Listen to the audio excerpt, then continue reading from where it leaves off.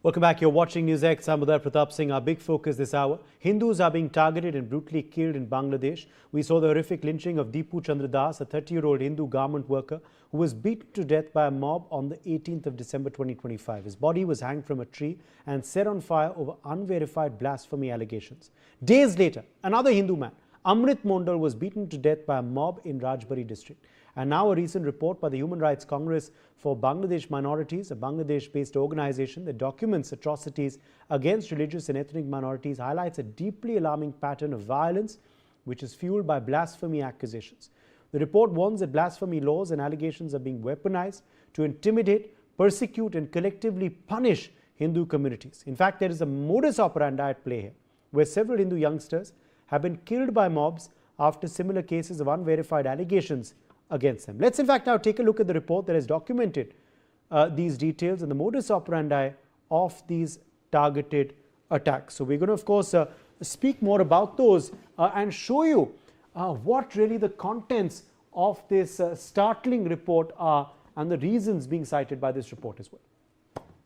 So this is this report and its contents. At least 71 cases of attacks on Hindus were registered between June and December 2025 in Bangladesh this year alone. This is what HRCBM is saying in this report.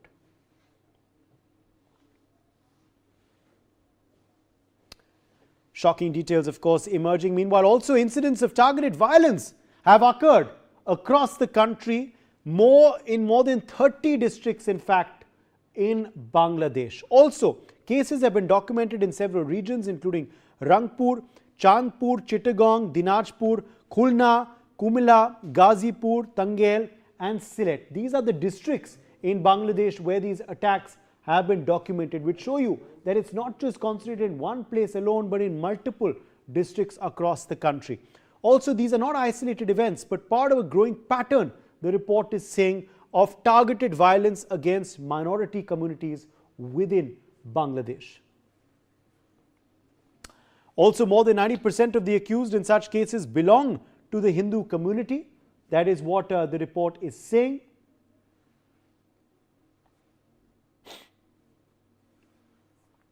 So the report, of course, is saying this. A large number of victims are minors, aged between 15 and 17 years. That's, of course, what the report has said. Also, in several incidents, students have been booked under cyber security laws as well. Meanwhile, also in some areas, violence has continued even after the accused have been taken into police custody. So even if this has happened, the violence has not stopped, it's of course continued. Also, mobs have attacked Hindu homes and shops, raising serious questions about the administration's ability to ensure safety as well. Also, first an individual is accused of blasphemy, then police often respond promptly. This has been the modus operandi. Also, this report says that a significant number of cases have originated from social media platforms, particularly Facebook. That has spurred some of these assaults and attacks as well. Meanwhile, complaints have been filed against posts that are either fake or uploaded through hacked accounts, but then violence follows. They're not verified, they're not fact-checked at all. Several cases are registered based solely on verbal allegations without proper verification either. This is the disturbing pattern that is, of course, emerged.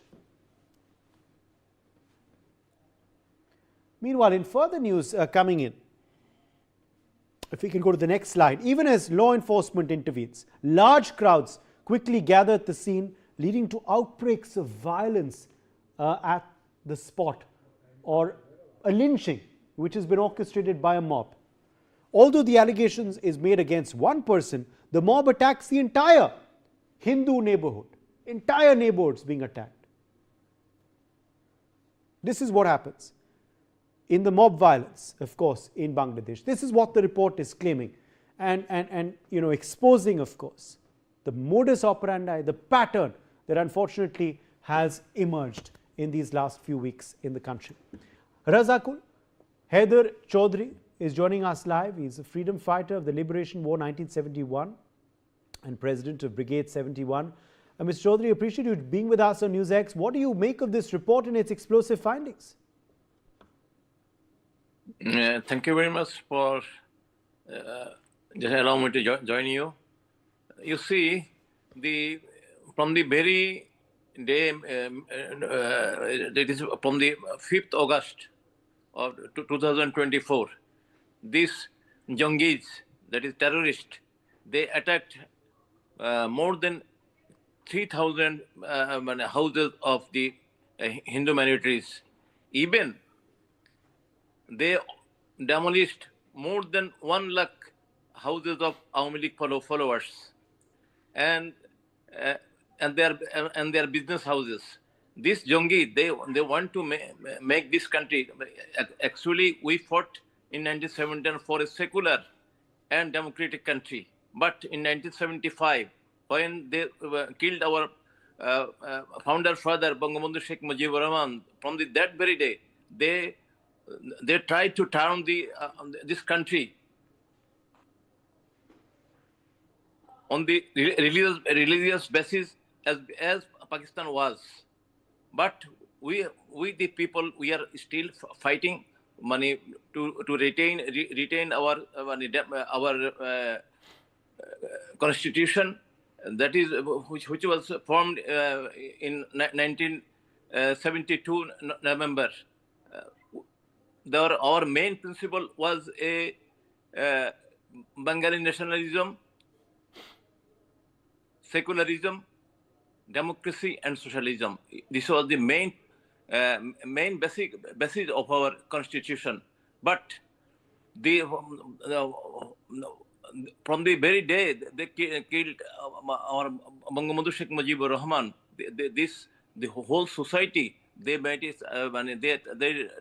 They tried to make it Pakistan, Afghanistan, or Iran. You see, this Dipu Das, he is a poor guy. He was working in a garments factory. He was accused that he spread some propaganda against Muhammad Sallallahu Alaihi Wasallam. Yes. But he had no Android phone. He had a button phone. Then how can he make this propaganda through a button phone? On the other hand, these Polish people take him on his custody, and they handed over him to the mobs. Mr. Yunus just established a mobocracy in the whole country. You see, about more than 2,000 people, Awami League followers already killed. 112 people in the jail, they have killed in many ways. So this whole country has no rule of law, no law enforcing agencies. These mobs, they don't care. That's what's happening, Mr. Chaudhary, and why we are, of course, worried looking at this, because as you are saying, there is no follow-up action by the police. But why is this disturbing pattern emerged? Because these are not isolated incidents anymore. It's a pattern. It happened with Dipu. It's happened with other Hindus as well after that. And they all seem to be connected. Why is this happening? Who is behind it, Mr. Chaudhary? Because the very day Mr. Yunus took power, he created a culture of fear. Fear here, a culture of fear. If anyone who opposed him, he had to face the terrorism of his followers. Now, you see, these women cannot go out of the house. They are assaulted. They are insulted on the street. If I am a freedom fighter, I think more than 100 freedom fighters have been assaulted in different areas of the countries, different places of the country. This is happening there. They want to make it Iran or Pakistan or Afghanistan. However, the people are raising their voices. They are going to. I think their followers not more than 10 to 15% with them. Almost people are against it. these common people, they don't like it. These common people like us, they don't like it. They don't support this mobocracy, this terrorism.